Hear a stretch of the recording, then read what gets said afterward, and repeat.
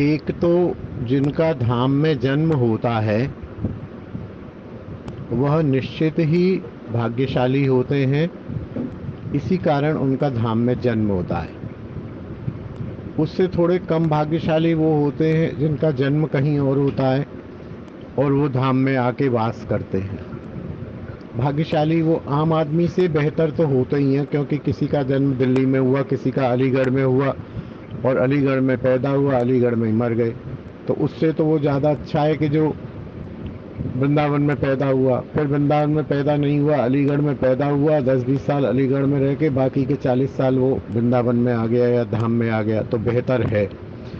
यह सब कुछ नहीं है, ये हाइट नहीं है, लेकिन बेहतर है। एक कंपैरेटिव स्टडी है। वृंदावन में जन्म होना, वृंदावन में रहने का मतलब सब कुछ पा लिया, ऐसा कुछ नहीं है। इसके आगे बहुत कुछ पाना और बाकी रहता है, लेकिन वह अलीगढ़ में रहने वाले से बेहतर होता है, इसमें कोई संशय नहीं है।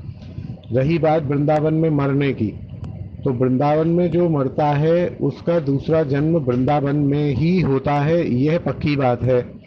अब यदि कोई वृंदावन में रहता है और वो दुष्टता करता है, लोगों से लड़ता है, झगड़ता है, तो हो सकता है वो कुत्ता बन जाए वृंदावन का, हो सकता है वृंदावन में वो सूअर बन जाए, हो सकता है वृंदावन की गाय बन जाए, या आदमी भी बने तो क्रिमिनल बन जाए, या बदमाश बन जाए, या व्यभिचारी बन जाए, रहेगा वृंदावन में ही। और फिर व्यभिचारी बन के फिर वो और पाप करेगा, अगली योनि फिर उसकी कीड़े मच्छर की होके और फिर वो तिर्यक योनि में चला जाएगा, फिर पता नहीं कब उसका मनुष्य जन्म होगा। दूसरी बात यह है कि जैसे कोई आया वैष्णवता से वृंदावन में रह रहा है और भजन कर रहा है, भजन करते करते भजन की वृत्तियों से, साधुता से, सदाचार से रहते रहते वो वृंदावन में मर जाता है, तो अगला जन्म उसका मनुष्य का ही होता है, और भक्ति के जिस सीढ़ी पर वो मरा था उसी सीढ़ी पर उसका जन्म होता है, और अगली सीढ़ी पर फिर वो अगले जन्म में भजन करता है, तो दूसरे जन्म में, तीसरे में, चौथे में जाके वो धामवास द्वारा निकुंज सेवा इत्यादि की प्राप्ति कर लेता है।